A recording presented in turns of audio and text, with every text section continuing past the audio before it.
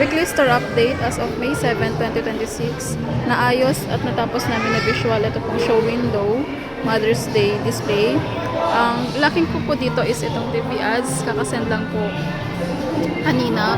Isend ko na lang po yung proof ad na na-execute ko na po yung sa ads. Isa rin po sa naayos na visual po namin itong power table.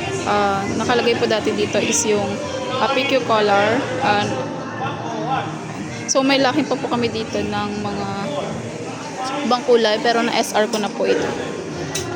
Ang purchase po namin na display itong sublimation for pupost pa po kami ng store original sample po. Sa customer visit namin, bali 5 po ang napuntahan,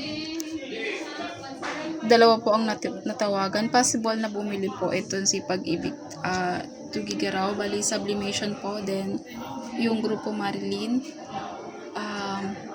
ang inquiry niya po is yung magic mug. Ito po yung giveaway na natitira po namin.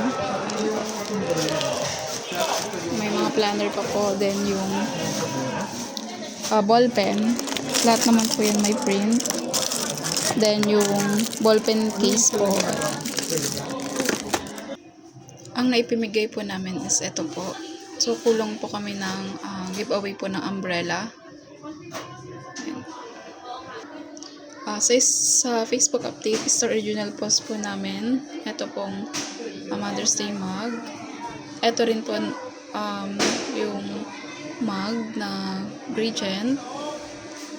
Then meron rin po kaming yung same day production, same day order. Ayan. Then naayos po namin na carousel is ito pong dry fit premium na buy 2 for 250.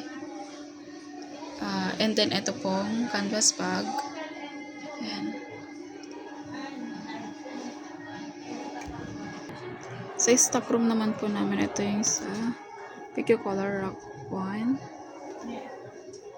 Then dito po sa dry fit white, so may rush order po kasi sa amin ng 100 pieces, pero na-order na po namin yun, napalitan na po.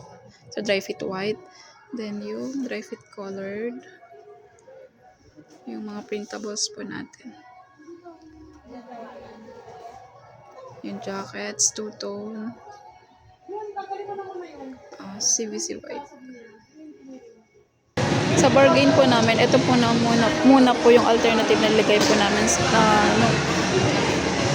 nung isang araw lang po namin na-execute. Naubusan kasi kami ng kilo 11 by 18, pero na-SR ko na po. Darating po siya nitong Friday. So, cockboard po namin is may kulang po sa amin dito yung sa store exclusive. For proposal po ako kasi nung nag-expire na po yung last po namin ng May 5. Then ang madalas tignan po dito is yung buy 3 for 1,000 na vacuum natin. Meron na po kaming 12 sold po dito. Sa workshop naman po namin, meron po kaming upcoming na personalized si EJ po. So meron na po kaming schedule lahat po ng May. And then sa quiz naman po, meron pa pong hindi na-take na yung towel. Kaming apat, Remilyn, EJ, Joanne, and Melvin. Today po, magte-take po kami ng quiz na to. Lang po, thank you po.